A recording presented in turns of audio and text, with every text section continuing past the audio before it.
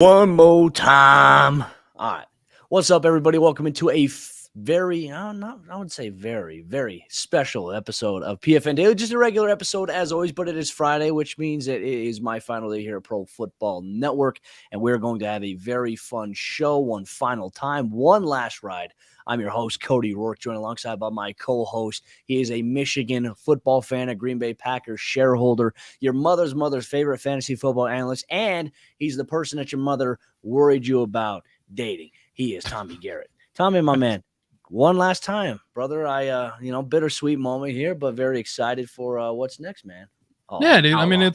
We knew this day was coming. It is what it is ever since we kind of made the decision. So, yeah, I was kind of not looking forward to this show, but you know what? One more final ride and have some little fun with it. It's Friday. We got plenty of stuff to talk about. Thank God the NFL schedule came out so we can kind of digest that and everyone can make our overreactions that everyone loves to do right now because why not? What else do we have to do right now?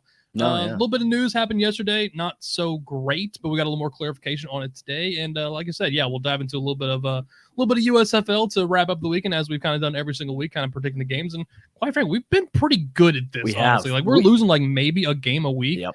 I'll take that. Yeah, I will take that all day long. We are efficient, and I'm excited to see how we do after here. Week 5 of the USFL. And obviously, hey, massive shout out to Outlaw2448. Thank you so much for the video that you sent Tommy and I yesterday. It really means a lot. That was awesome. You know, you took time. He did this while enjoying a baseball game. He was at the ballpark just watching the game, probably having an adult beverage. What game were you at? That's my question. I think he was in that'd be interesting. I don't know what game he was, but I imagine he lives in Texas. I'm guessing it had to be either. I'm guessing it was probably the Rangers game. Was it the Rangers or an Astros game? That was my guess. Yeah. Royals versus it was the Rangers game. Yeah. He was having a blast. Like I said, he went out to the ball game and had an adult beverage and probably some nachos. I don't know. I love like ballpark hot dogs, man. Ridiculous. I nachos grew are always up great. on dirty water dogs. I mean, like I'm like as a kid, like going to ball games, like they were like on our concession stands, like because we had like a decent one, but we had like the little movable trailers that would set up or whatever, and there'd be like this, like one of the small little burners had like this thing of water, and they were just cooking hot dogs in it. Like I grew up eating those things. Like I get they're trash, but you go to a ballpark and I'm cool with it. Like I love ballpark food, hot dogs, and all that stuff. Like I said, half of my diet growing up as a kid was eating hot dogs at ball fields. It was a mix of that and combination of that and dirt when it would get in your face. Like it was always awesome. I'm actually going to I'll be going to a baseball game this year, although like this weekend. Not quite the level of the Rangers because I love their field. Like I love what they redid with it. It has so many of the old characters from the old Globe Life Park and all that. I'll be going to a Bats game this weekend, so I'll probably get a hot dog there too and try to enjoy that one. Well, there is an old song about dirty water. I love that dirty water, but it has Boston Red Sox has nothing to do with hot dogs. I can tell you that. Yeah, I mean Boston Red Sox, literally it's dirty water. You throw in a little bit of Tessie and some Dropkick Murphy for shipping up to Boston, and you pretty much became a Red Sox fan. Oh my goodness. Good times as well. Well, we have a lot to break down on today's episode. PFN Daily. We have some NFL news we'll touch on. Then we'll break down the schedule release. We'll take a look at the primetime games. We'll look at Sunday Night Football, Monday Night Football, Thursday Night Football. We'll also look at the bye weeks as well. Plus, Tommy created a very, very special schedule matrix, which makes, I think, the experience a lot easier rather than trying to find each team's individual schedule and breaking it down. He's got them all in one spreadsheet. Then we'll get into We also USFL put out an article earlier today. Picks. I believe it was Tyler that put it out. You guys can download that. It's a printable schedule, basically done in Google Doc, kind of the same thing I did. The only one I did this one for us because it was easy to kind of break down. Okay, here's all your primetime games. Like there's a ton of download perma ones. Like I said, I know we got one on the site as well. Chargers making me appreciate them further yesterday. That was, their social media team, fantastic. I was watching that. I tell you, I was like, what are they going to do? Because obviously, like, should we make a video? And they like spelt out like no. No, yes, but with yes, no. Yeah. Or like the Chargers social media team's undefeated in the NFL. My favorite part I lost to that was the Urban Meyer shade that they threw at him, the Jacksonville Jaguar one. Okay, it's that one or the Deshaun Watson where it says our lawyers told us to redact this or whatever. Between that one and the Urban Meyer one, those are the two best ones. See, I didn't even catch that. I did not even catch that one. Oh yeah, when it got to the Cleveland Browns game, it literally shows a picture of like it's a rainbow and it says like our lawyers like told us to redact this or whatever. Yeah, it was incredible. Yeah, I agree with you. Urban Meyer one was really good. Hey, tip of the cap too to the Carolina Panthers. Make me feel like a Yeah. kid again. Going back to the Yeah. nostalgia, the dial up you had going on there. That right there, that hit us 90s kids right in the heart. We loved The it. sound of dial-up is something we will always know, but it's like generations now, like they will never know what that sound of dial-up was. It's For one the of the things like frustration. a ringing telephone, like a home line. Like we knew that sound, but it's one of the things you don't have anymore. But yeah, that sound of dial-up, that's iconic. I loved that one. Eagles, not so much. That little smash room thing wasn't that good. And then the Falcons, not a fan. Like it was okay if you want like a satisfying loop video, but it wasn't that good to me. The Overall. Yangwei Ku the little pooch kick thing that shot it up and like when it went up and went trick into the goal, shotting. that was stuff good. was really cool. I like that stuff. The thing is, like, Young Wei Koo does that in real life. Like, I love know. some of it. He did the one where it was like that kind of like back heel, and then a guy kicks the ball up, spins it, kicks the ball, and then does like a full back gainer when he does it. Like, okay, Young Wei Koo, you're an athlete. We know punters are athletes. I like the Broncos one too. I thought it was funny. So last year they won a Webby Award. This previous year for the 2021, they used Peyton Manning as an intern for the schedule release, and it won a Webby, which I guess is like the website videos Emmy type thing, whatever. Essentially, yeah, like short form video kind of stuff. They kind of did a sequel. They brought in, like Peyton Manning said, hey, today's my last day as an intern. We're bringing on a new guy, someone I'm training. And it happened to be Russell Wilson, which, they made a lot of fun analogies in there, him cooking. And then they said, hey, I got a phone call. He's like, Peyton, it's Mike Crotch on the phone. And he's like, oh, shoot, like just realize it. Stuff like that. And then John Elway, like I think only Broncos fans know what this meant. There's a video out there of John Elway. Just type in John Elway riding a scooter. I'll have to find it. When you're talking, I'll pull it up and I'll see if we can share it here on the show. John Elway riding a scooter and he's holding up a thing, the schedule. He's riding the scooter on one hand. He's saying, let's ride. Like that was a funny inside joke. I'll have to see that video. I don't know that one offhand. So Tommy, I'm going to look that up real quick. If you want to carry on a little bit of conversation here real quick. Yeah. Just for a brief moment. Like I said, it was the social media teams. I saw this one. It was a comment that was put out there. So what we all should do is take the social media teams from every single one of them, put them all into one single room, and they all have to watch each other's videos, and we get to film their reactions. I would love that to have like a screening room with all the different social media accounts. That would be fantastic. Oh, dude, like there were some that crushed it. But yeah, this is their Super Bowl. Enjoy. Like a lot of these, like I said, they crushed it. The Chargers was expected.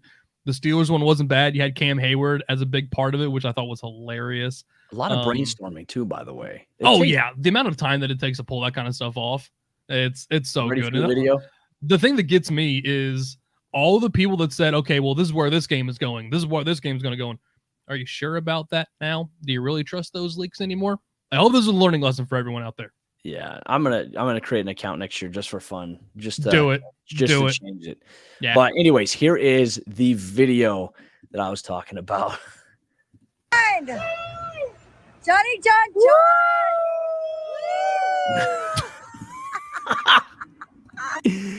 John Elway riding the scooter. You've got to be kidding me. Fantastic. I did not know that was a thing.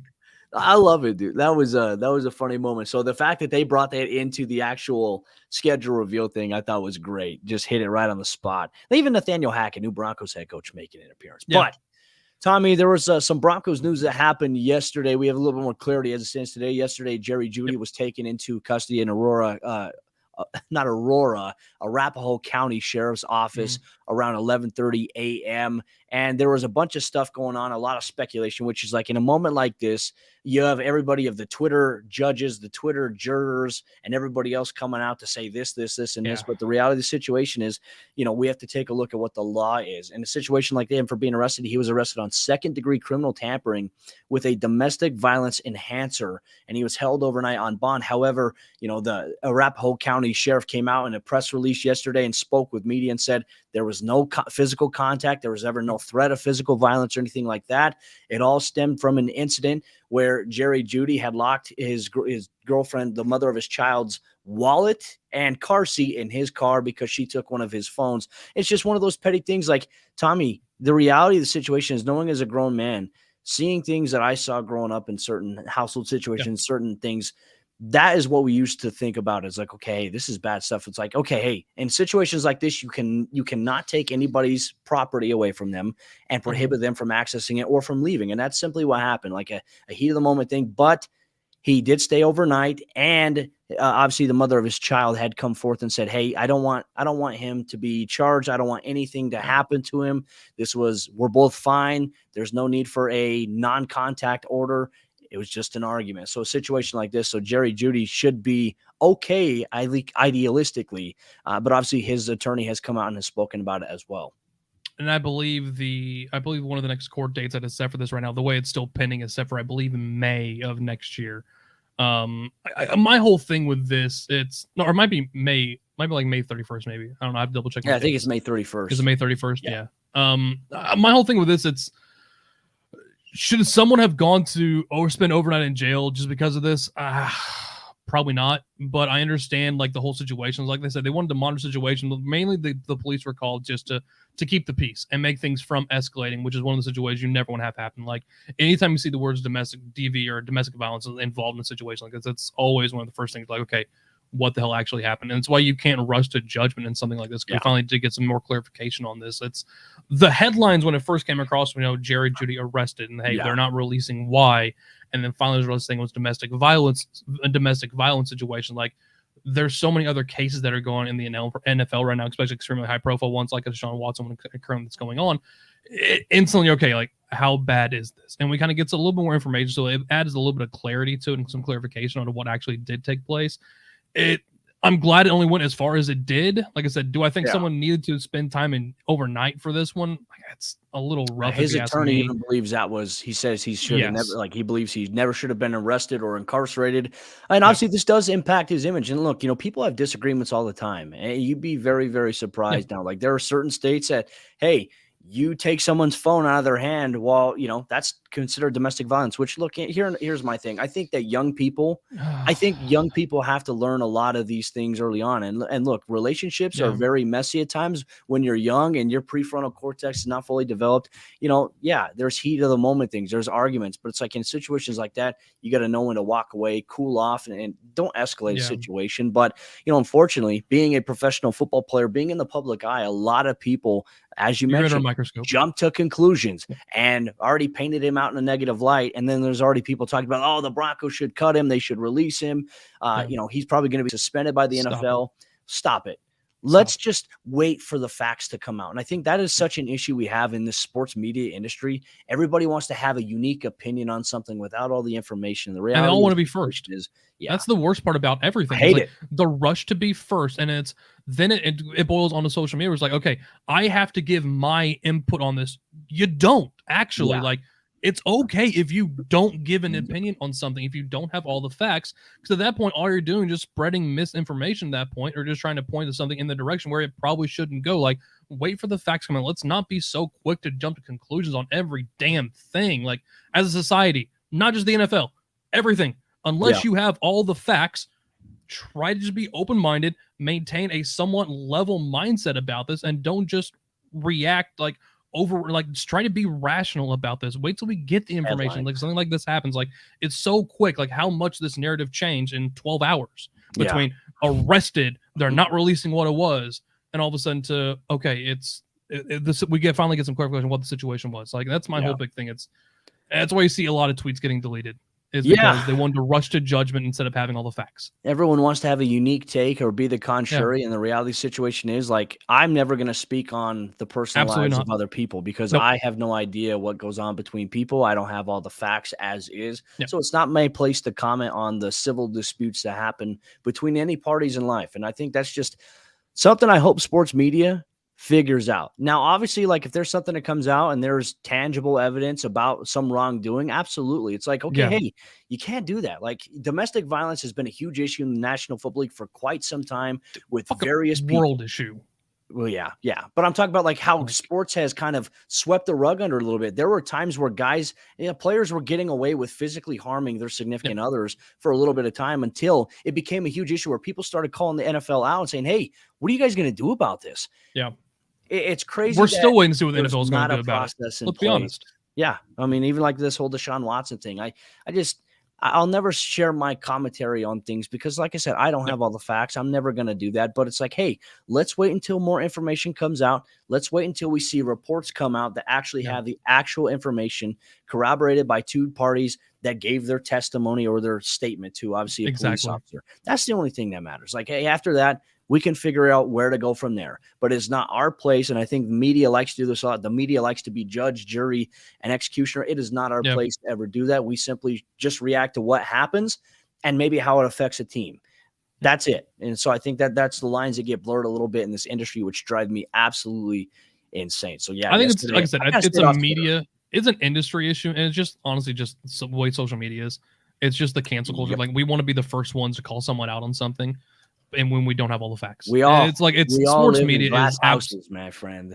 I know, like I said, sports media is absolutely the same way. It's people are trying to get their clicks and all this stuff. We know, the sites. Like, I don't need to sit here and name them. The sites are going to put that information out without having all the information, all that stuff, and because they keep doing it repeatedly. So that's one of the big things too, is double check who you're getting your information from. What kind of are they spinning a narrative, or are they just giving you just the straight facts? Like, have a track record and be cognizant of the people you're listening to your information from. Are they just going off assumptions, or do they actually know what they know at that point? And are they trying to push the narrative in a certain direction? Because there are some media companies that will absolutely try to do that. They'll try to push it and spin it based off the way that, hey, this agent or this team, I'm kind of close to them. We kind of change the way this thing comes out. So it's like I said, don't be so quick to judge. Wait till we have all the information and be cognizant of where you get your information from. Yep.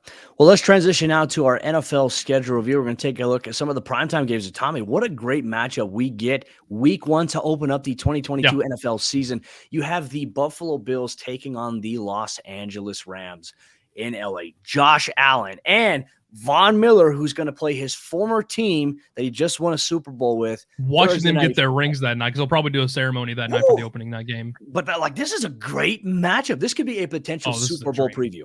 Yeah, this is absolutely a Super Bowl preview because the Rams are still the favorites. Let me just double check real quick. Last thing I knew, the Rams were still the favorites for the NFC. They are second. Tampa Bay is still sitting first right now at plus 750 win the Super Bowl. The Rams are at 1,100. Tampa Bay actually has a higher win a higher win total, which is something me and you have talked about. I'm not entirely sure why we're discounting the Super Bowl champion defending Rams. Is what it is. This is absolutely a Super Bowl matchup. This is the game we all wanted to see. Like, we knew it was going to happen at some point, but you're giving this on week one. Could not love this anymore. You're going to talk about getting the NFL started off on a hot note. That is how you do it. You pair Josh Allen, send him out to LA. Well, let's take a look at the rest of Thursday Night Football. I mean, that's a great matchup right there. But then week two, we're treated to an even more special treat. The Los Angeles Chargers will travel to take on the Kansas City Chiefs. Justin Herbert versus Patrick Mahomes. Love it. This is going to be amazing. Obviously, Al Michaels, Kirk Herbstreit. We still have no clarification whether Kay Adams is going to, have a role with Amazon. Obviously, today was our last day of Good Morning Football. It was great. Shout out to Kay. Burleson. That was like, man, I love this show. Like, this show has meant so much to me every single morning. Waking up, having a cup of coffee, and having football commentary. It was great to see Nate Burleson back for a special, special day. And obviously, we're going to miss Kay Adams as well. But the Chargers, Chiefs, that's going to be a fun week two matchup. Tommy, what does week three look like for Thursday Night Football? Week three, actually, we go same with another divisional matchup. Week three is September 22nd. The Steelers will actually take on the Cleveland Browns. I think the question on this one is going to come down to the quarterbacks. Who is starting under center come week three? Is it Kenny Pickett? Is it Mitch Trubisky? And is it Deshaun Watson under center for the Cleveland Browns? I think that's going to be the big storyline of that one. I was a little surprised they were wanting to put the Browns on primetime this soon, especially without any clarification on what's going on with Deshaun Watson. Clearly, they want to make the Browns a feature point of this season. They have several different primetime games. So, yeah, you end up seeing the Pittsburgh Steelers take on the Cleveland Browns. And one of their only two, the Cleveland Browns only have 2 time prime games, while the Pittsburgh Steelers, if I double check, the Steelers have 5 primetime games. Whoa, that's interesting. 5 for Pittsburgh. 1, 2, 3, 4, 5, 6, 7, 8, 9, 10, 11, 12, 13 teams have 5 primetime games. Wow. I love it. That's good. And they're all really good teams for the most part. The Detroit Lions with none. Like, the Lions get Thanksgiving, and not a single one of their games outside of one they couldn't get a Monday night every game is a 1 p.m. kickoff except for the 12:30 on Thanksgiving. As the NFL saw Hard Knock and said, yeah, this is going to be enough. We're not giving Detroit anything else. Wow. Yeah.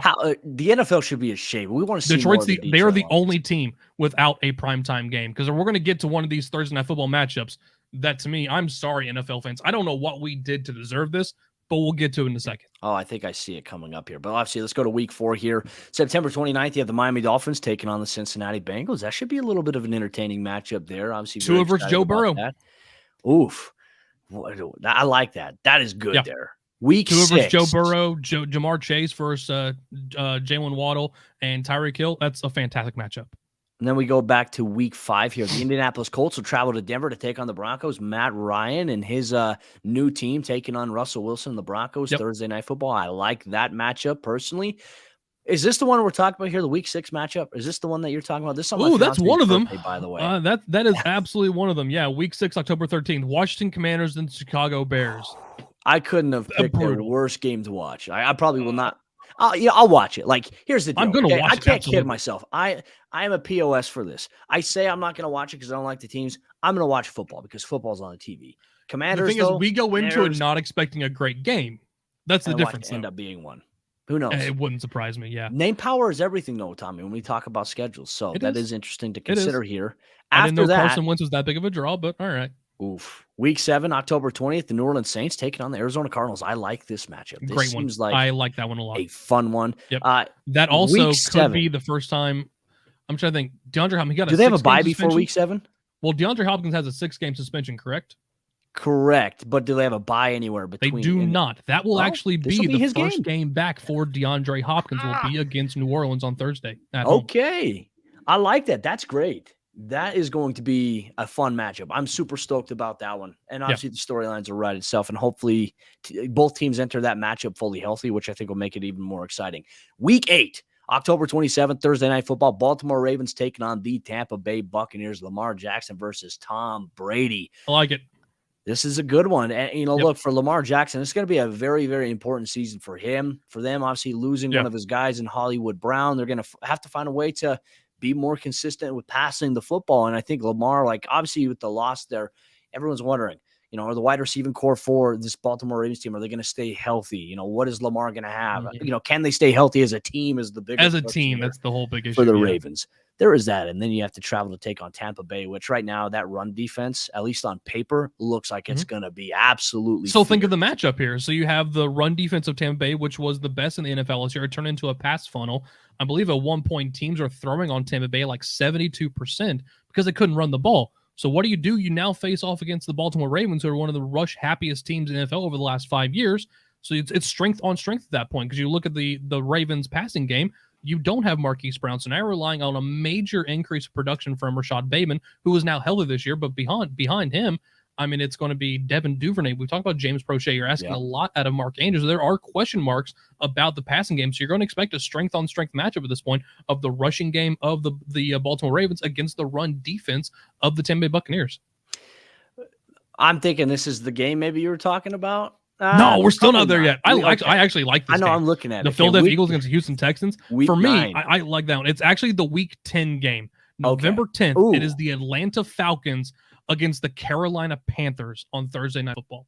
You're telling me we have to watch Atlanta and Carolina, and I couldn't get a Detroit game? I'm not even a Detroit fan. I'm a Steelers fan. Y'all know this. But Atlanta and Carolina, are we expecting this to be Desmond Ridder against Matt Corral? Could you imagine if that was the story? And that's my thing here. I get we got to put some of these teams on prime times. I get that, and a lot of times you'll relegate that to Thursday night. But Atlanta versus Carolina is not moving the needle for me. I mean, between that one and then Washington against Chicago, I actually like the Washington versus Chicago matchup better with Justin Fields. You've got David Montgomery for the Bears. You also got Darnell Mooney on that team. Antonio Gibson, you got Terry McLaurin, you got what should be a better defense based off paper. If the Commanders should have a good defense based on what they should have had last year. If they improve and get healthy, then they're good to go there. But Atlanta and Carolina, Atlanta might have one of the worst rosters in the NFL, and Carolina is just nothing but a bunch of question marks. If you have Christian McCaffrey, then it's great. You got DJ Moore on this team. I think you're looking a lot better. Hopefully Terrence Marshall has done something at this point too. But at Falcons and Carolina, I get it's a divisional matchup. It ain't moving the needle for me. Well, let's get through the rest of these Thursday night games. We'll go through week 11 through 16 here. Week 11, Tennessee Titans versus Green Bay Packers should be a good one just about a week before Thanksgiving happens. Yep. And then November 24th, you have the Buffalo Bills taking on the New England Patriots. And obviously a divisional matchup, a little bit of a rematch from last year's playoffs where the Bills just absolutely blanked the Patriots. And well, that's a Thanksgiving Day game. Ooh, okay, that's a good one. That is actually a good Thanksgiving Day game there. December 1st, the Las Vegas Raiders will travel to take on the Las Vegas Raiders will travel to take on the Los Angeles Rams. That'll be an interesting matchup considering the fact you're going to have Jalen Ramsey taking on Devontae Adams. We know how that matchup's gone in the past because Adams has Ramsey's How's it going to be with Derek Derek Carr, though, is the big question. That's and the Josh McDaniels offense. I think these are the questions we have that will probably be addressed a little bit earlier than all this stuff. But I would certainly hope so. Week 14, December 8th, the San Francisco 49ers taking on the Seattle Seahawks. And this one's an interesting one in Week 15. The Jacksonville Jaguars taking on the New York Jets. Okay, fine. Yeah. I mean, it's Trevor Lawrence against Zach Wilson. I mean, there's your kind of draw there. Appeal. That's the sell. I know. And like I say this, like when I talk about some of these other games, when we talked about like, Justin Herbert against Patrick Mahomes or Tua against Joe Burrow, I understand there are 22 players on that field. But the NFL narrative is going to be based around the key prime players, and that's going to be the quarterback. So it's not absolutely, only, Trevor against Zach Wilson. There are all these other guys and the ultimate team sport. I get that. So before we start arguing about that one, but that's what the draw is on this one. It's all about the Jets who had one of the best drafts of anyone of this class. They got three guys who were probably the top of their positional groups. Not to mention, you also bring in Jermaine Johnson on this team too. So I like what they're doing. And honestly, at this point too, maybe the Jacksonville Jaguars found out they're a better team than they thought they were under Urban Meyer. So we could see two much improved teams. I don't hate this matchup at all. There's a lot of promise with some of these teams, but the matchup, the reason they're scheduling this, is obviously going to be, like I said, the Trevor Lawrence against Zach Wilson matchup. And then they're going to close out Thursday Night Football on December 22nd, Week 16. The Dallas Cowboys traveling to take on the Tennessee Titans. That should be a little fun matchup there between, obviously, Ryan Tannehill versus Dak Prescott. There's so many storylines right now on paper. Ezekiel Elliott versus Derrick Henry in terms of two amazing rushers, and we'll see how Zeke does this upcoming season. If Dallas loses, I can tell you right now, that game right there might be what makes or breaks it for the Dallas Cowboys if they're going to win the NFC East. Because the Philadelphia Eagles are not going to make it easy on them. So they might need to make sure they win that game just for the They might not even be in the conversation at this point, too. There's always that possibility. They might be like, they might be stinking. But it's going to come down between the Eagles and the Cowboys this year. And I would not be surprised if the Eagles are the team that actually wins the NFC East. The Cowboys do have one of the easiest schedules of any team this year. I believe actually you look at the bottom like five, like all of the NFC East is sitting there. So the Cowboys are benefiting from a very easy schedule, but so are the Philadelphia Eagles. And I think roster construction-wise, the Eagles might be a little bit deeper, especially when you bring in someone like an A.J. Brown. If Jalen Hurts does what we think what Jalen Hurts can do with him. So I think that could be actually a really intriguing matchup on that one, too, for just the implications it's going to have in their respective divisions outside of the individual matchup. Well, let's get into Sunday Night Football. Now, obviously, this is a little bit of a weird strategy in Week 1. You have Sunday Night Football, which will be airing on Thursday for Thursday Night Football. I don't know why they call it Sunday Night Football. Just call it Thursday Night Football or opening night. I don't know why NBC had to get this game. Like, just give it to Amazon. Like, what a great way to open up the season. Because you don't want to have the season opener behind a paywall. True. You want to have everyone watch. So you make it a primetime game when there's no competition on Thursday. Just change it. Like, don't call it Sunday Night Football on Thursday. Because then they have a short turnaround. Obviously, Mike Tirico will be play calling alongside Chris Collinsworth, Melissa Stark on the sideline here. But then you go September 11th. Really an interesting matchup. This is what we saw open up the NFL season last year, except it was in Tampa Bay. But you have the Tampa Bay Buccaneers now going to Dallas to take on the Cowboys on Sunday Night Football. That'll be a fun matchup there. I'm excited. It will be. I'm excited to see Diggs go up against Mike Evans. Because I don't know what we're going to get in terms of Chris Godwin and his health this early. Same thing with Michael Gallup. Will he be ready? So we could be looking at the number twos on these teams. So we're going to be looking for a lot of Russell Gage, and you're going to be looking at Jalen Tolbert or James Washington to step and kind of be those number two targets for Tom Brady and for Dak Prescott. Week 2, we have an NFC North showdown. The Chicago Bears will travel to Lambeau Field to take on the Green Bay Packers. Aaron Rodgers versus the team that he owns. That's obviously a fun one there. I love that. Yeah, I love that. Anytime I get to see Packers and Bears play, I'm good. It's always a good matchup, and there's always some sort of soundbite we'll gather from that as well. Week 3, the San Francisco 49ers will travel to take on the Denver Broncos. So obviously, whether it's going to be Trey Lance, going to be Jimmy Garoppolo versus Russell Wilson is a huge, huge question mark that we're all trying to figure out as well when it comes to Sunday Night Football. Then you have a very exciting Week 4 matchup, a Super Bowl rematch that we talked about yesterday. Kansas City traveling to take on the Tampa Bay Buccaneers. Really, this is a rematch of the Super Bowl because it is at the exact same place that the Super Bowl was played there. So I like that. I think that there's going to be – I could just see the Sunday Night Football promo package now being put together for this one. I can already see that. It writes itself. They were when these networks are picking and choosing what games they want, that was one of the ones you guarantee they were all fighting for. Yeah. Outlaw says Gallup isn't ready until October at the earliest. Yeah, that's going to take some time for them. Going down the list here as well, once we get past that, you have Week 5, the Cincinnati Bengals, Baltimore Ravens, an AFC North showdown, which is great. So you're seeing a lot of some of these divisional matchups and some of these premier matchups here. And then you're going to get that in Week 6, the Dallas Cowboys traveling to take on the Philadelphia Eagles on Sunday. That game right there is going to set one of those teams up and the driving seat for the division. Yep. We'll see how it all goes for them. Then Week 7, the Pittsburgh Steelers taking on the Miami Dolphins. That'll be an interesting one. Obviously, it's going to be Kenny Pickett. It's going to be Mitch Trubisky, who likes to kiss certain things. And Miami Dolphins is going to be Tua Tagovailoa. You know, like I said, is it Tua? Sorry, it should be. And I like what Tyreek Hill just did too, posting on social media some other clips of Tua throwing him and other guys the deep ball and leading them. Did you see where the Miami Dolphins had a social media video position come available? Did it really? There's a videographer position for the Miami Dolphins is literally available. Is available the next day. So is it videographer only? Because then I imagine I can't remember if I took a screenshot of it or if I just saw it on Twitter. I will find it for you though. But yeah, part of me is wondering. It's got to go through a process. So like, is the videographer? Did the videographer get fired for that, or is it like video producer? This was posted on. It is on NFL Careers. This was posted. What was it? 2 days ago. This was posted on Wednesday. Video producer for the Miami Dolphins. Yes. Creative video producer of video content, blah, blah, blah. They also have responsible for day-to-day production, the Miami Dolphins, and HRS video content with the director and video content. So there's a video producer job that is now open with the Miami Dolphins. I'll let you draw those conclusions. Very interesting there. Hopefully, like I said, people are humans. People are humans. People make mistakes. But just don't make the franchise quarterback look bad, and we'll treat you like a human. Very, very interesting. Then you go to the Green Bay. Oh, this is a good one. October 30th, the day before Halloween. Green Bay Packers taking on the Buffalo Bills. That's going to be a slobber knocker. Yep. That could be a potential Super Bowl matchup as well, possibly. It could. I don't know if the Packers make it that far. I think the Packers are going to be one of the best regular season teams, like always, but they're still going to make it over that hump of the playoffs. Tommy. I'm just hoping I submitted my division winners parlay $50 free bet. Did you do it? I did a $50 free bet that could turn into $250,000 if I get all of them correct. So I know what I'm about to do after this.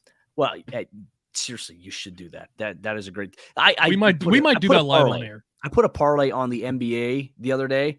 Like I picked a lot, 4 games of playing. You had, I chose the Bucks to beat the Celtics, and luckily they did in that final minute, which I was like, okay, close. And then, me expecting the Warriors to walk all over the Memphis Grizzlies without John Morant. Get blown out. They screwed me up. I picked the Heat to win, and I picked the Mavericks to win. If the Golden State Warriors would have taken care of business, Tommy would have been $5,000 richer today. Like, are you serious? What the heck? I put $115 at stake, and it would have turned into $5,000. I was like, what the hell? Oh no. Thank you, Golden State. Scrubs. Scrubs. So bad. I hate it. Dude, betting is like a world of suck. Okay, were you using the money that you had gotten off of the Nikola Jokic MVP? No. Okay, because I knew that had cashed. Because that had cashed for it. Because you were essentially just using those winnings on this. I was thinking about it, right? I'm saving up for a move, so I had to take some out. But then I also deposited a certain amount of money with the promo code and got an extra, money added to it. And then I was like, all right, hey, $115, add that on there. So I had 15 left over from the Jokic one. I added 100 to it. And then I submitted that, and the Warriors let me down. So I forever hate Steph Curry. I'm assuming you haven't told the fiance about this one? Oh, she's not out. She's at Disney World, brother. I'm good. This is me having fun. Golden. She don't know anything. Luckily, we share a bank account, which, hey, that's my own stance there. Anyways, outside of that, back to our schedule release here. Green Bay versus Buffalo will be a good one. Then you have the Tennessee Titans traveling to take on the Kansas City Chiefs Sunday Night Football. It's going to be in Week 9. I like that matchup there. Week 10. Going to be a little bit of a fun one, too. Like I said, anytime we get into these AFC West teams on primetime, it's going to be fun. The Los Angeles Chargers traveling to take on the San Francisco 49ers. That should be an interesting matchup there. And then week 11, we get the Cincinnati Bengals versus the Pittsburgh Steelers. Obviously, an AFC North divisional showdown. We love divisional games because obviously division records, head-to-heads, lead to ultimate tiebreakers towards the end of the stretch, especially in that very tough division that we all know in the AFC North. This is going to have some bragging rights behind it there. And obviously, it's not easy to go at Heinz Field and to beat the Steelers. Especially after last year when the Bengals wiped the Steelers and honestly the rest of the entire division. That was wild. The Bengals went on a run there, though. They absolutely did. Something clicked for them. And they're like, hey, we got this. And it almost won them a Super Bowl. And I don't think it unclicked during the offseason. I think they'll be just fine, especially given some of the upgrades they make, especially on that offensive line. Oh, I can't wait. Their weakness got better. I know. I don't want to like the Bengals, but I'm going to like watching the Bengals. Yeah. It's one of those. Well, I know for you on the fantasy football side of things, that is, it's a very important marquee thing that you're going to be following. I'm still preaching people. Why are we not respecting T. Higgins? I get we talk about Jamar Chase. Talk about T. Higgins. Game for game, he is just as good, if not better, in most stats than CeeDee Lamb. But yet we don't talk about him like any of these other guys. I get CeeDee Lamb is probably going to go off this year because they don't have Amari Cooper, and so T. Higgins will be stuck behind Jamar Chase. Jamar Chase is the vertical threat, but he's also going to be a little more boomer bust. Like, it is what it is with his nature. You want the volume. T. Higgins is going to do that. He's a high-end wide receiver 2, low-end wide receiver 1. You want to put him inside the top 12? Do it. Like, don't be afraid because of how this passing offense is. They're going to have tons of volume. I love what the Bengals are going to bring for fantasy football this year. Like, just that. Put some respect on T. Higgins' name. It's about damn time. Yeah. Don't be a sucker. Go after T. Higgins in your fantasy lineups, according to Tommy Garrett. Week 12, the Green Bay Packers, Philadelphia Eagles. That's going to be a fun. That could be a potential NFC Championship showdown, maybe. Maybe in the divisional round. I don't think either of them are probably going to make to the NFC Championship game. Who knows? Like I said, it's been for Aaron Rodgers. The playoffs have been a little bit of a struggle for the Packers. Obviously, they got to the NFC Championship 2 years ago. They couldn't even get out of the divisional round. That's why I hate bye weeks going into the playoffs because you have time off. It sometimes never. It kind of goes against you, in my opinion, in history, at least from my experience. It just depends on where you are as a team. Are you rolling, or do you honestly have some injuries and you got some guys coming back? So I think it all depends on where you're at as a team at that point. December 4th, the Indianapolis Colts travel to take on the Dallas Cowboys in a Week 13 showdown. It would be an interesting one. It's an interesting match. Not one you see a lot of times, Colts and the Cowboys, but yeah, all right. I like this next one, Week 14, December 11th. The Kansas City Chiefs traveling to Empire Field a Mile High to take on the Denver Broncos. Patrick Mahomes versus Russell Wilson. Can the Broncos defense kind of play to the same resemblance they did last year against Kansas City will be a huge clue. And can the Broncos offense be better? That is going to be a huge storyline for them. The Kansas City Chiefs, I think a lot of people are looking at the Chiefs as kind of as the team that's gotten worse, but I feel like with their NFL draft, Tommy, I know we were on the precipice of saying it. I think that they're back kind of, it's a coin toss at this point, but I don't fear them as much offensively just without Tyreek Hill, but as a whole, that entire team, they're still fantastic. They're still going to be one of the top teams in the NFL. They secured a lot of things of the equation that we had on the defensive side of the football, and they still got Patrick Mahomes under center. At that point, I'm not discounting anything with the Kansas City Chiefs. They'll still be just fine. Of course, we get this matchup. I knew this was going to be a primetime game. You knew 15, this was happening. The New England Patriots traveling to Las Vegas to take on the Raiders. Bill McDaniels Belichick Bowl taking on his former protege, his former mentor, and Bill Belichick taking. For the love of God, people, do not play a drinking game for every time they mention Belichick's record against his former assistants. For the love of God, don't do it. If I'm not mistaken, I think Josh McDaniels has a winning record against Bill Belichick. For when he was with the Broncos? See, I don't know what was his record with the Rams. Did the Rams ever play the Patriots during his time there? I wonder if we can find that. I'll keep talking if you want to look that up real quick. Josh McDaniels. That's what I'm looking up right now. Bill. Like, I'm excited about that. The signs, but then again, like, it's not only just that, it's also Dave Ziegler. His first stint as a general manager in Vegas, taking on a team where he spent a lot of time and knows a lot of the ins and outs of the way that the Patriots do things. I wonder if they're going to try to instill the Patriot way inside Vegas, which I don't think will be accepted necessarily right away. But if it yields results of winning, then I think that, okay, it's the cost of winning. You have to kind of sell your soul. You have to kind of make it to where it's not as fun to go to work there, but it is going to pay off if you do win games. So I think that is something to look at there. Kind of going throughout the rest of the list here, we have a December 25th Christmas Day matchup, the Tampa Bay Buccaneers against the Arizona Cardinals. That's a nice little Christmas gift there, like for the Cardinals, very important stretch for them too, because obviously they had a hot start last season. They fizzled out towards the end. Where are the Cardinals going to be here at Week 16? What are the Tampa Bay Buccaneers going to look like in Week 16? These are Has questions. Kyler Murray gotten a contract by this point? See, I wish I could go back. I wish I could take a DeLorean and just go into the future, and then I can go. I and just wish place I had my a sports DeLorean. bets. I can place my sports bets now, cash out, get really rich, retire, and just enjoy sports, enjoy life. I mean, that sounds like a fantastic plan. Also, by the way, going back to double checking when he was with the, they only played the Patriots in 2009. They did not play in 2010 or 2011. So technically, he does have a 1-0 record against New England Patriots. There we go. It all works out here. I like that, though. There's very interesting there. So then we go to New Year's Day, the LA Rams against the LA Chargers. So this will be very interesting. Two teams. The Battle of LA. We were all hoping. If you don't know about the Battle of LA, look that up. It's a fantastic story. Battle Los Angeles. That is going to be it's going to be very fun to see kind of how it pans out, though. Like, what are the storylines? Because Week 17 is super crucial. Like, this is a tough game. Yeah. Because I think in Week 16, if I'm not mistaken, you're looking Week 16, the Rams will take on the Broncos. Right here. You're looking at two potential division winners right here facing off in like the second to last week. I like it. And then obviously Week 18, January 8th will be decided. Could be flexed. Yep. Could be Broncos versus Chargers, which, hey, if there's playoffs on the line, that'll probably be the game there. So we'll see how it all goes. I can see that. I can see a Chiefs thing in there. Like I said, you can see the Broncos in here. And there's tons of different options. If they want to go Tampa Bay, you can pull someone else. I wouldn't be surprised if it's also Buffalo. But I would think Buffalo probably has everything kind of locked up by that point. Yeah. But yeah. You ever see a guy on a buffalo, by the way, those videos? What? Do you ever see the guy on a buffalo videos? I don't think so. What? Tommy Garrett of all people. I don't know if I have or haven't. I'm not thinking about it offhand. I'll put it that way. You have never seen guy on a buffalo. Okay. You're going to, after we get off this show here. We'll talk afterwards on the show. Yes. Yeah. All right. By the way, Buffalo that final week plays New England in Week 18. That's going to be a big game. Big game. And it could be potentially the, setting. That's what I'm saying. That's why it could be a flex. That's why I wanted to look it up who it was going to be. Very excited about Denver that one will now. play the Chargers in Week 18. Mm. Green Bay against Detroit, so nothing really there. Kansas City will play the Raiders that week because it's obviously all divisional.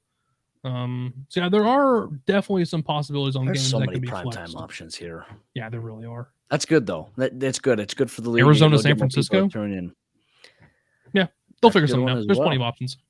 Well, now let's get to Monday Night Football as we're getting towards the back end of our show here. Week 1, the Denver Broncos. Russell Wilson traveling back to Seattle to take on his former team, the Seattle Seahawks. Luckily, that's not a doubleheader. That is the primetime game on Monday Night Football. 6:15 It's 105 primetime game for the Denver Broncos too. Hey, I'm not going to complain. It's good. I'm going to be at a lot of those primetime games. Yeah, you will be. It's the Bengals, Chargers, Rams, Bills, Eagles, Buccaneers, Packers, Cowboys, 49ers, Patriots, Steelers, Broncos, and Chiefs all have 5 primetime games. And I'm being honest, the Pittsburgh Steelers are the team that doesn't belong. I'm just saying. Detroit should be there. They should at least have one. Give me something. I'm surprised we don't have more. Did you say the Vikings? No, the Vikings only have 2. The Bears that's a little have interesting. 3. Yeah. Okay, so I would take Chicago. I'd give Chicago 1 or 2 games. Give Minnesota some games. Like Minnesota, it's not Minnesota's got 2. They got 2. Yeah, 2 is kind of like not enough, though, in my opinion. We'll see. Like I said, some games could be flexed. I'm doing that just so I can watch Justin Jefferson for the most part. Then we're going to get to Alexa, stop listening. See what I deal with? This is ridiculous. All right, week 2. We have a doubleheader September 19th. The Buffalo Bills traveling to take on the Tennessee Titans, 7:15 p.m. Eastern time on ESPN. Yep. And then at 8:30 p.m. Eastern time on ABC, the Philadelphia Eagles and the Minnesota Vikings. So one of their primetime games comes in week 2 here for them this season. Then you get to week 3. You get another NFC East showdown. You get the Dallas Cowboys taking on the New York Giants, and these games will be so crucial at the beginning part of the season. Yep. For some reason, I've noticed a lot of NFC games, a lot of division games being played at the beginning, and then some of the, couple sprinkled in late, and then the AFC, a lot of the division games sprinkled in late. The middle of the season, especially from like weeks 7 through like 10, not a lot of divisional games. In week 12, there's only one divisional matchup across the entire slate, and that is going to be the that Giants and Cowboys game on Thursday night. It was actually the Thanksgiving Day game. That's the only divisional matchup that entire week. So they're really cramming them in different segments of the season. That is very, very, very interesting. Yeah, that is. I wonder what the thought process, the explanation is from the NFL executives on that. I'd be very intrigued to find out. If I ever had a chance to ask him, I would ask him that. Then you have I would ask going him into so many other questions before I even got to that point. I'm sure you would. Week 4, the LA Rams and the 49ers. That'll be a fun game on Monday Night Football. And obviously, Monday Night Football will be revamped. You're going to have, obviously Joe Buck, Troy Aikman. Yep. Here's my thing, though. Is the Manning cast back for this season? Better be. It better be, because I'm just saying, I kind of would rather listen to the Manning cast than Joe Buck and Troy Aikman. Yeah. Nope, not throwing shots. I just know who I'd rather prefer. I love the Manning cast. Like, it is so fun. Like, I learn a lot more about football by watching Peyton Manning and Eli talk. And I just hope they get the delay fixed, because that's one of the issues you have when you're doing an maybe it'll be in show. person. Maybe they will actually have an in-person kind of setup though this year. I think that still because COVID was around. Yeah, but you have the guests and all that stuff. You're not going to be flying guests in every single week. I wouldn't think they're going to still want to do that remotely. You never know. Like, it could be a fun thing to do. Well, I don't know. We'll see. I'm not saying I wouldn't be. I'm not saying I'm opposed to it. I just think logistically, I doubt they'd be able to pull that one off unless someone like regionally closed. Monday Night Football from week 5 and week 6. We get back-to-back AFC West showdowns. We do. You get the Las Vegas Raiders taking on the Kansas City Chiefs October 10th, week 5. And then in week 6, you have the Denver Broncos traveling to take on the Los Angeles Chargers. Like, this is a great 2-week slate year. Part of me wonders if Peyton, if they do Manning cast, are they going to have Peyton call one of the former Broncos games? I feel like that would be very interesting because he's been working with Russ a lot. And did he do a Broncos game last year? No. Not at all, because they only had one primetime game. It was on Thursday Night Football against the Cleveland Browns, where Dearness Johnson all of a sudden became a household name for a few weeks until he disappeared. Thank you, Kevin. That's true. I think, honestly, it wouldn't even make sense. I could see absolutely Peyton Manning calling a former Broncos game. He did a Colts game last year. I think that would absolutely be a primetime. Yeah, Manning cast. If it is happening, I think that's guaranteed to be one of them. And then we have the October 24th Chicago Bears versus the New England Patriots. Interesting matchup, but it's okay. Not one you normally see very often, but it's not going to move the needle for me. It's okay. It's Mac Jones versus Justin Fields. Monday Night Football, Halloween, you have the Cincinnati Bengals, Joe Burrow taking on who knows who the quarterback's going to be. Is it going to be Deshaun Watson? Is it going to be Deshaun Kaiser? Is it going to be do we get Baker? It's going to be Baker. I don't think Baker's ever going to. I don't think Baker played snap for the Browns this year. No. Week 9, Baltimore Ravens versus New Orleans Saints. That'll be a fun matchup. I like that. Should be a defensive matchup too, in my opinion. Yep. Hopefully. Like, we'll see. Like, the Ravens, they have to return some guys back from the injury side of things. Then you get, okay, this is one we could do without a little bit. Wait, didn't we already get one of these on primetime? Washington Commanders. No, we got Washington Commanders, Chicago Bears, I think. Yeah, it was Washington, Chicago on primetime. Now you have an NFC East showdown between the Commanders and the Eagles. Man, we'll see there. Carson Wentz taking on his former team. I know the storyline is going to be there. I wonder if they're going to do the promo package with one of those third eye blind tracks. How's it going to be? That would be a great one to play. I can see that. Okay. I see. Hire me, ESPN. Well, I'm actually curious. Those ideas. Not only that, but if you look at the Philadelphia Eagles, if you go back to their Week 4 game, it is Philadelphia heading down to Jacksonville to play Doug Peterson, their former head coach. Storylines galore. This is what the NFL. This is what takes them so long. This is why it's a content machine that it is. I like it. I think it is smart, but I do think they should just release it rather than having the whole hoopla. Just let the social media teams release it, and then we'll all react from there. Like, we don't care. It's about so overblown, but I'm going to eat it up. Like, it is. I know it. Like, I know I'm going to eat it up and all that stuff. But yeah, it's completely overblown. We talked about this yesterday. Will it be Tim Couch? Interesting. I would laugh. Oh my goodness! Bring back at that point. Bring back Johnny Manziel.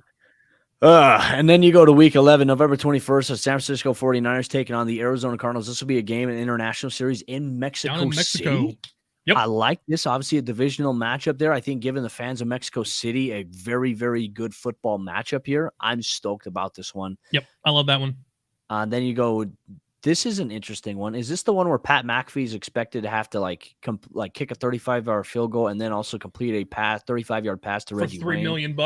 Is this the game? I think it is. Yeah. Honestly, I think this is the game because it's in. This game is at Pittsburgh, right? No, this is in Indy. Is it in Indy? Mm-hmm. It's in Indy. Yeah, if it's Sunday in Night Indy, Football. then yeah, this will be the one. I like that though by Jim Irsay. How do you think, that'll be the he's one. going to do it? You think Pat's going to make it? Yeah, Pat's making. He should. He ain't missing. He's not like your typical punter. He's an athlete. Like, this dude is he's a stud. He's an absolute stud there. Week 13, you get the New Orleans Saints, Tampa Bay Buccaneers. We love those matchups because the Saints in the last couple of years have had Tampa Bay's number defensively, really flustering what the Tampa Bay Buccaneers want to do. And for Tampa Bay, they want to try to right the ship. They want to try to get over that hump of that guy. And look, I think these are the top 2 teams in that division. So this could have major, major implications for seeding inside the division based on how 2 teams are doing there. Then you go week 14 with the New England Patriots versus the Cardinals. Week 15, Rams versus Packers, which should be a good one. And then you have, actually, there's another Sunday night game in Indianapolis. The Chargers taking on the Colts on week 16, and then the Buffalo Bills versus Bengals on week 17. Week 17. I like that, a potential AFC playoff matchup. Yep. As always, I like that storyline, and that's going to make for some good, entertaining football there. So it will. Like I said, there's no shortage of storylines in the NFL, and honestly, you got so many different ones you can kind of pull from this one. I think Monday nights are always going to be the marquee games, and like I said, you've got, just given the way that the NFC is structured, you have so many different options. Like, I think they did a great job. Like, I think the primetime games this year are great. We have a couple different ones that we're like meh about, but that's going to happen every single year. Like, we're always going to have a couple ones where we're kind of like not as excited about, but watch those end up being good games. Like, 2 bad teams could still play a good game. You know what I mean? It's like when you have a good team against a bad team. Who was it? The Giants and the Washington Commanders last year on Thursday Night Football had a thought it was going to be a snoozer. Game. Was not at all. I just knew Taylor Heineke throwing that pick, and immediately after he threw it, he's like, "No!" Like he knew it was it. coming. Like, man, knew it was coming. They still found a way to kind of slink it out there. So, but there's some really interesting things going on with the schedule. Like, I know one thing me and you kind of talked about before the show was Indianapolis Colts, and I think it was something I mentioned last night on Twitter. They need to start hot. They play 5 of their 6 divisional games before week 7. 3 of those being on the road. They start the season off at Houston, at Jacksonville. So it's not a difficult stretch to start the season by any means, but they're still crucial games. Yeah. Then they play Kansas City, Tennessee, and then they go on the road to Denver. That sucks. Short week. 3 games. That's then they get Jacksonville, and they go again at Tennessee, and they don't play their final divisional game until week 18 when everyone plays divisional games. I think the one for me that really stood out the most when I was kind of going through, like, I made the matrix on stuff to kind of see what it was. What did the Miami Dolphins do to piss off the NFL? They won a lot of games last year, I'm guessing. Oh, my God. They have one of the most brutal parts of the schedule I think anyone has this entire year. It's their segment through week 13 through week 17. They are on the road for 3 straight games, one of only 6 teams to play 3 straight road games. But it's not just that they play them, it's who they play. They are on the road at San Francisco. Then they're on the road still against the Chargers. So I wouldn't be surprised if we see them stay in California that week. Then they're on the road against the Buffalo Bills in week 15 for their 3rd straight road game. Then you get the Green Bay Packers in week 16 on that'll be a Christmas Day game. Oof. And then they're on the road again against New England. So San Francisco, Chargers, Bills, Packers, New England. 4 of those games on the road. That is awful. And that's like we're saying, hey, they have a chance to be the number 2 team in this division behind the Buffalo Bills. If you can make it through that schedule and still be the number 2 team, shout out to the Miami Dolphins, wherever the hell Tua has pulled off this season, because that's going to take everything they've got to make it through that gauntlet. I think there's even an argument to me. I feel like the Broncos might have the hardest second half stretch in their schedule here. Because get this, okay, after the bye week. Yep, week 10 at Tennessee. Then you have a game against the Raiders. Carolina's a wild card. I think their defense will be good. At Carolina's kind of like question mark. If Christian McCaffrey's healthy, that's going to be a tough matchup. Then they're on the road at Baltimore. Mm-hmm. Then they play Kansas City, Arizona. They're at the Rams, at Kansas City, at the Chargers. Like, that is a brutal final 9-game stretch, in my opinion, for Denver, which is going to, hopefully they take care of business in the early part, and hopefully they can win some of those games, those divisional matchups, at least splitting with the Raiders, the Chargers, and the Chiefs in certain situations. I mean, look at the first half for the Kansas City Chiefs at Arizona, and they play the Chargers. Then they go on the road against the Colts and Tampa Bay Buccaneers. So you're looking at division winners there. Then you get the Raiders. Then you get the Bills, and then the 49ers before their week 8 bye. That's hardest brutal first half of the season, I think, in the entire schedule for any And team. then they come back and play Tennessee. You get a pseudo bye week against Jacksonville, although anything is possible. Buffalo Bills know this also very well. So did the Indianapolis Colts last year. Chargers, Rams, Bengals, Broncos. Another kind of down game against Houston Texans, which will actually be Kansas City's 3rd straight bye game in a row, one of those 6 teams, because they'll go with the Bengals, Broncos, and Texans on the road. Then they get Seattle, and they finish it off with Denver against Las Vegas. So that is, you talk about that brutal start of the stretch.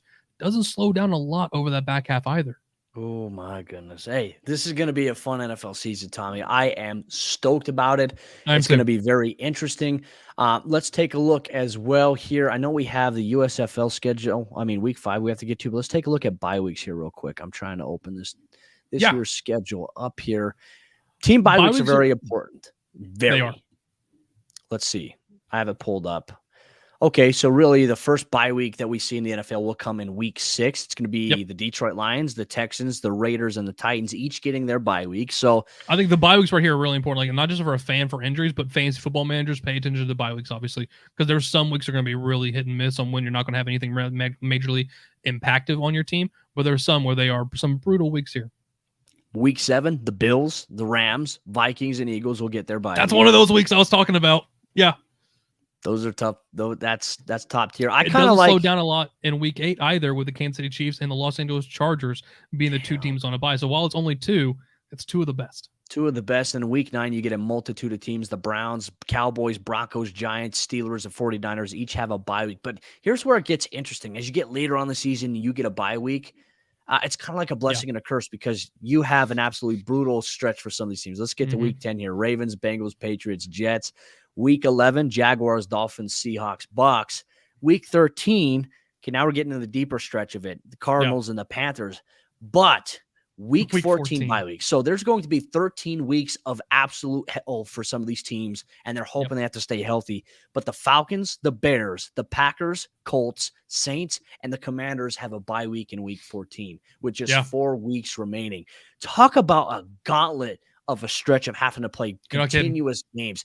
And hey, for the Green Bay Packers, there's a stretch there. You mentioned they have to play 3 straight road games during that stretch. Brutal. Yeah, they'll play. The Packers do play 3 straight road games. They play against Washington, Buffalo, and Detroit. The thing I think that's interesting for fantasy managers, especially when we look at week 14, week 14 will be the final week of the regular season for the majority of leagues. So if you have the 101 and you take Jonathan Taylor will not be available for you in your final chance to make the playoffs if you have not secured it already at that point. So that's something to really keep in mind. We know it happened a couple of years ago with Christian McCaffrey with Carolina Panthers, and also Tampa Bay had a bye that exact same week. So if you went like a Chris Godwin, Mike Evans, and Christian McCaffrey kind of stack, if you had one of those very first picks, you weren't going to have them at the end of the season. You're going to do the same thing right here with the Indianapolis Colts. So think about Michael Thomas. He won't be there. Antonio Gibson won't be there. Aaron Rodgers, Justin Fields, the Atlanta Falcons, Kyle Pitts, and Drake London, I guess. Nothing crazy. But yeah, if you have Jonathan Taylor, he will not be available for your final week of the season. We'll see how it all pans out. It's going to be chaos. Oh, wow. Broncos is a bye week. Nice job, Tommy. Wow. All right, Outlaw. Hey, we're going to have to do a bet on one of these games, Outlaw. I'm holding you to it, okay? That's brutal. Yeah. Very brutal there. Well, expect nothing less. The NFL schedule is here. We're very excited about it. There's a lot of things that people can access in terms of downloading and printing off schedules of their teams that they root for. Make sure you do that. Hang it on your fridge. Save one on your smartphone. Put one on your computer as your wallpaper if you need to. Make sure you know when your team is playing this upcoming season. Also tons of strength of schedules that are out there. And the one thing I will say about strength of schedules, a lot of these are not only based off like Vegas projected win totals, but a lot of them are based off the record last season for a lot of these teams. Think of the amount of turnover we have seen in the NFL this year. Those win totals that we saw last year, that's not exactly going to carry over 1-to-1 for this season. So pay attention to that with a little bit of a grain of salt. Yes, it does help because like good teams are still probably going to be good. No one's going to drop off that massively. But a lot of these ones that are based off of just win percentages last year, think of the turnover before we dive too deep into strength of schedule matchups. Yeah, so much has changed. Like teams have gotten better, have gotten worse. Yeah. Think about whoever's ever scheduled to play against Green Bay Packers and how that's impacting their strength of schedule. That Packers team looks totally different. Very different here. All right, Tommy. Hey, we're getting to the final portion of today's episode. PFN Daily, the USFL Week 5 is officially here. Let's take a look at our picks and predictions. Now, as you mentioned earlier, we've been pretty good. Like we've been averaging, like we've been getting 3 games right, 1 game wrong per week. There's been stretch, I think, where we've gone undefeated at least 1 week. We've gone undefeated. We've gone undefeated. Week 1. I think once or twice we've gone undefeated. Obviously, I mean, I lost the week where the Stallions beat the Breakers, and I think there was 1 week where I think we took I forget which one it was, but yeah, we're maybe losing like one game a week, which I'm totally cool with. I'm 5-0 and I'm 4-0 in selecting the Birmingham Stallions to win. So, hey, Okay. trend's going to continue. Shout here out today. to you. All right, there we go. Hey, so we got the Michigan Panthers taking on the Tampa Bay. I forgot their name. Bandits. The Bandits are 2.5 Bandits. point favorites in this game. Oof. Michigan's been very interesting though. Mhm. They had that really weird blowout 24-0 shutout victory. Then they lost. And then Tampa Bay's kind of been on this up and down trajectory as well. They play tonight at 8:00 Eastern time on the USA. Yeah. For me, I'm going Tampa Bay. I'm going to go with the Bandits in this one. Like I said, I don't have any trust or faith or belief in Shea Patterson or Jeff Fisher. Tampa Bay. Now, I could have told you I wasn't going to have any faith in Shea Patterson. I watched him in Michigan. He was the top dual threat recruit of his class. Pep Hamilton couldn't do anything with him. So it's like, hey, that's not Pep's fault. That's Shea's fault. Yeah, he didn't necessarily progress when he was down there at Ole Miss, and then comes to Michigan, doesn't do much else. Also, like it is what it is. The Panthers also, they've only covered the spread one time this season, which is one of the worst teams in the league. Shea Patterson looked bad last week. Give me Tampa Bay in this one. I think they'll actually cover that 2.5. Also, I could see them winning by 9 to 10 in this one. Ooh. I will take Tampa Bay despite their record being only 1-3 ATS. I'll take Tampa Bay tonight. Outlaw says take Michigan. South team's not beating the North team this year except tonight. It's going to happen tonight. Bam. We broke it down. We projected it here first. New Orleans Breakers. Obviously a very exciting comeback victory for them last week. Kyle Sloter leading a game-winning drive in the final seconds of that game to give them a victory to go to 3-1 to avoid going to 2-2. They take on Matt Infante's New Jersey Generals, who are also 3-1. So there will be a loser here. Someone will drop to 3-2. Someone will advance to 4-1 on the season. This game is on Saturday, 3 p.m. Eastern time on Fox. This one might be a little bit of a hard one here to pick, Tommy. I think it will. The Breakers are coming in at just 2-point favorites. I think it's going to be the strength of these defenses. New Jersey is only allowing 67 rushing yards per game, which is top in the league.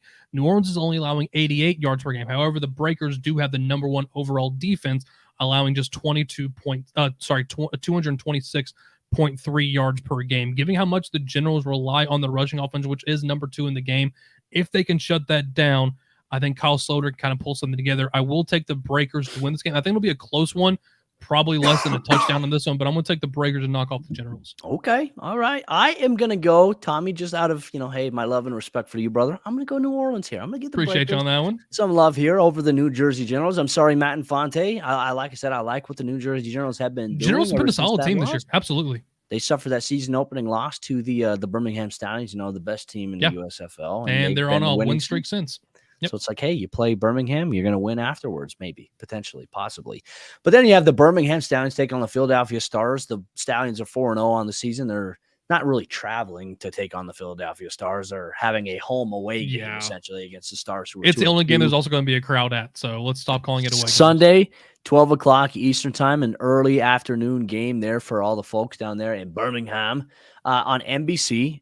I'm going with Birmingham on this one. They're going to go to 5-0. They're going to run the shop of the entire USFL and win the championship. So I'm going with Birmingham. And the Stars are also still playing with their backup quarterback. The other one, he's at home right now. They did barely pulled off a win last week, 26-25 over Michigan. Look, I don't see the Philadelphia Stars pulling this off. To me, I still think they're the Hardys. I look at their logo. I look at their all their stuff. They're the Philadelphia Hardys to me. Sorry, fight me. It is what it is. Yeah, I will take the Stallions on this one. The Stallions come in at 6.5 point favorites. They're 4-0 ATS. The Stars are 2-2. Give me the Stallions to win by at least a touchdown. There we go. You have that there. I like that you're giving them some love. Now, for me, it's like, okay, I like Alex Magoo's athleticism. I mean, athleticism there. Don't get me wrong about that, but Jamar Smith gives him such an element that I don't think any other team in the USFL has, and that's the downfield passing attack. He is the best deep ball thrower here in the league. I thought it would have been Jordan Tamau, straight up. I was surprised that they, obviously Magoo came back from that ankle injury he suffered in week 1 last week. But part of me is thinking okay, hey, you're rolling here with Jamar Smith. Why? I'm not changing a damn thing. Go away. Jamar Smith was the reason they won week 1. Why they came back and won in week 1. So it's like, why unseat the guy that's been playing really well for you? That to me, I think also given how shaky some of these offensive lines are, you need a mobile quarterback too. And Smith brings both those aspects to his game. I put Magoo at running back, honestly, for them. I would definitely do You that. got to do something with him. Yeah. But it's like, hey, he's not the guy, he's not the quarterback that Jamar Smith is. So that's No, kind of he's a not. rough spot to be in. All right, this is probably going to be the toilet bowl game of This one's the rough. entire week. The 0-4 Pittsburgh Maulers taking on the 1-3 Houston Gamblers, who we thought after week one, like our overreaction was, hey, the Gamblers look pretty good. And then, hey, guess what? We overreacted. Yeah, we it's did. overreaction Monday for a reason. We got guilty of that. But anyway, yeah, we got. I'm gonna go with Houston on this one. Houston's gonna go to 2-3. The Maulers are gonna go to 0-5. Pittsburgh is just an absolute cesspool of just bad football right now in the USFL.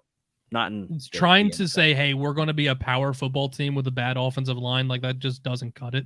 You kind of saw what they wanted to be when they drafted this team. It just, it's not working. The Maulers do come into this game actually the biggest deficit. The Gamblers are 5.5 point favorites in this one. And look, the Gamblers they lost last week despite going +4 in the turnover battle, which is impressive. Like that's impressively bad to be +4 in the turnover margin, but still lose. They gave up a touchdown last week with 16 seconds left, making the second game in a row they had lost in the closing seconds. I don't think Houston does it again.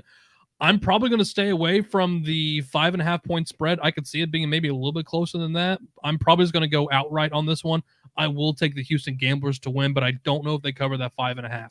Okay. All right. Hey, let's see. It's going to be a bad game out of Pittsburgh. We know it. I wonder what our collective record is in these 5 weeks after, like, obviously week 5. I wonder what our collective record. I'll have to go back and look that up. It's something I imagine. said I was going to keep I doing think you and I literally have only 4 losses, 4 loss selections on our choice. I think it's got to be good. Consistent. It's got to be good. Like I don't know why we might have the best in the nation and we don't even know it. We could very well literally be the best USFL handicappers in the nation, and you guys don't even know it right now. We shall see, like I said. But hey, Tommy, my friend, hey, it's been a pleasure absolutely doing this show with you for the last couple of months. Been very fun.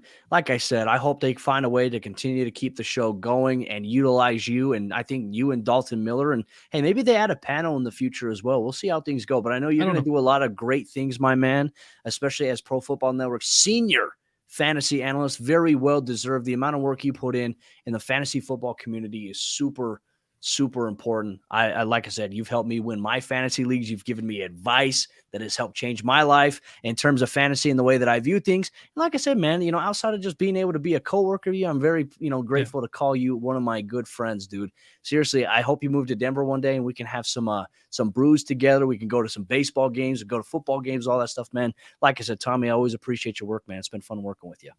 Yeah, I appreciate it, dude. Like I said, I was not the biggest person getting into video. Like I was not like the most common. Like I told you, like dude, I was faking it. Like every other relationship I've ever been in. Like that conversation I learned from it. too. I'm just gonna fake it.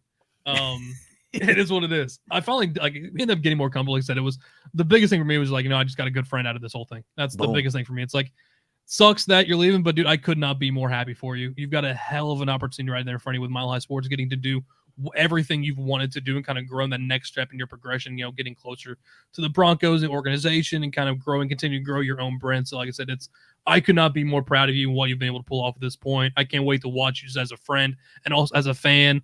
Thank you for dragging me into this whole freaking mess and getting me into video work. We'll see what happens with the show.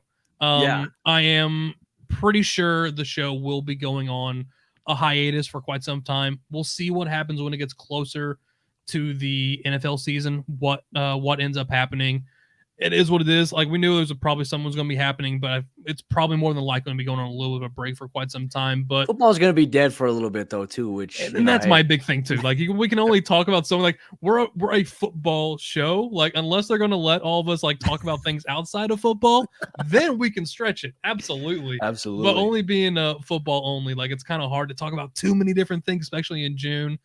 This is also a time where a lot of people are taking vacations too, so it's kind of hard to schedule guests and get guys to come on the show routinely. So we'll take a little bit of break. We'll come back to it a little bit later on, hopefully. But if not, you guys know where you can find me. I'll be here on Tommy Garrett PFN. You can find me there on Twitter. You'll find all my written work over there at on the site.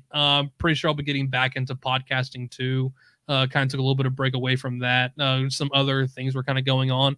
But yeah, like I said, we'll all still be around.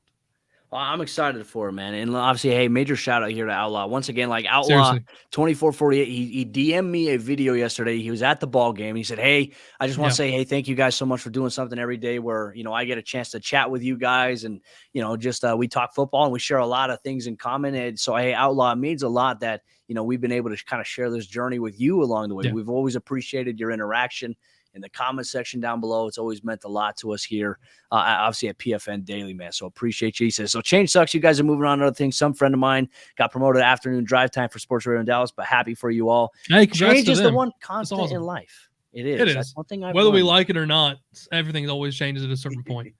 But no, like I said, Outlaw, seriously, thanks for riding with us every day. Everyone who's always been tuning into the show, dropping comments, like you guys are the reason we've been able to keep this show going for so long and have so much fun is because of the interaction with all you guys, whether it be on social media, whether it's here in the comments on the videos, liking, subscribing the videos also when we put that out, which kind of helped grow this platform into what it wasn't before. Like we kind of started growing this thing into something bigger, and that's all comes down to you guys. That's a big testament to all you guys kind of tuning in, following along, and also interacting with all of us. So I cannot say thank you guys enough for always rocking with us every day. Absolutely. A lot of love, though. A lot of love. Well, Tommy, my man, it's been real. It's been very, very, very fun. We're getting hijacked here. We are getting hijacked. Who is this guy? You are not getting away. Who is this? What is this? So yesterday you were asking for Sutton to play you a riff. Oh. So I reached out to him. No way. That we got a little something for you. There we go. That man can shred. Where's my lighter?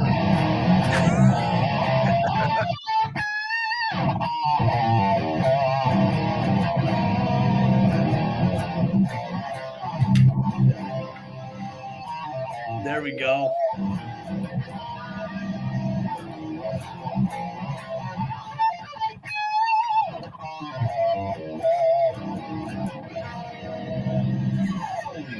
Love you, Cody. Hey, Sutton, hey, awesome. tell you what, Sutton is legit. That man can shred. Fantastic. He's the man. I love that. Thank you, Sutton, my friend. Love that so much. I'm gonna miss that because there were times like Sutton would send me random riffs. I'm like, hey, dude, this is awesome. Like, I love that. Fantastic stuff there. Hey, and I also have to give another shout out as well. There's a couple other people not here today. Keep It Simple RC, Abuff66, who's a diehard Miami Dolphins fan. He is obviously a big supporter of the show, loves PFN. He even wore a Pro Football Network hat in Las Vegas for the NFL draft. Free marketing, did a fantastic job with that, man. So obviously, man, what a time. We've had a lot of fun. And I'll just say, Cody, kind of, what I've told you privately is that, obviously it's bittersweet for us, and you are moving on to something that you're passionate about this, but this is going to fuel your passion even more. And as we've talked about, dating back to, I think early April and mid-March, right, of what it meant for you and where you wanted to go with your career and everything else. And I think we both know that this is the right move for you, even though we're losing an incredible, incredible talent. I said to the company, and I'll say it to those watching, when we were in LA, right, we would find Cody sleeping on the couch with the TV on, but not just the TV. It was the Pat McAfee show every night. And, Cody didn't watch the McAfee show just to be entertained. He did it to improve his craft and to have that mentor to be like and to model himself after. And it was just a testament. It's like a football player watching film, right? Cody's watching the Pat McAfee show to see how he can get better, to see how he can improve. And, Tommy mentioned it before, this show will go on a little bit about hiatus with everyone going on vacation, the dead season and so forth. And what we hope to bring it back in some form or fashion heading into training camp. But it won't be like this because you can't replicate Cody. You can't replicate Tommy and Cody together. And Cody, I know you're going to crush it over at Mile High Sports. It is your passion. It is your fuel. It is the best thing for your career. It is the best thing for your family. And going back to when I was doing yard work and raking leaves and took a break to call you on the phone to oversee our Broncos vertical as a contractor making a measly few $100s a month. You were all in from day one, from day zero. And you are going to be a rising star. Well, you are a rising star. You're going to be a star in this industry. And well known nationally across the board. And I think you got a really good taste of that at Radio Row in LA, and I saw that firsthand. And just go crush it, man. Go kick some ass, and we'll be rooting for you every step of the way. Thank you. I'm sure, obviously too, be traveling with, covering the team. I imagine I'll probably run into Mike K, Adam Beasley from time to time, which will be really cool. I imagine the Broncos and Dolphins might play sometime next year. So, hey, there might be a really fun kind of get together we may have to have down the road. All right, Cody. I'll let you guys close it out. Boom. Thank you, Kanata. Tommy. That was awesome. My man. Yeah. Hey, massive shout out to Sutton, by the way. Love the shredding. Going to miss that a lot. You're still always welcome if you want to. You can text me, email me your shreds, DM me on Twitter. I'm all for it, man. But hey, and for anyone who wants to stay in touch, my DMs are always open at Cody Rourke NFL on Twitter. Looking forward to seeing what you all do. And Tommy, like I said, man, I'm excited to see what you have going on. Obviously, a busy workload on the written side when it comes to fantasy football content.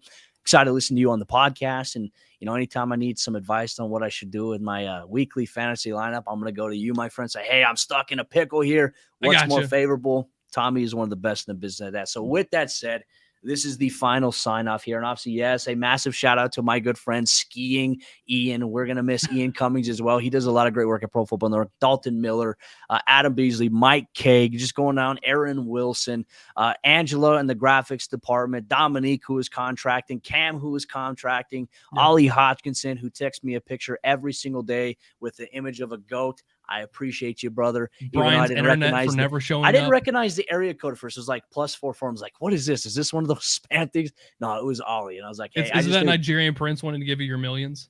See, I'm still waiting for the deposit to hit my account on that. There is that. There's Brett Yaris, Ryan O'Donnell, Brian Mahaffey, obviously Matt Infante.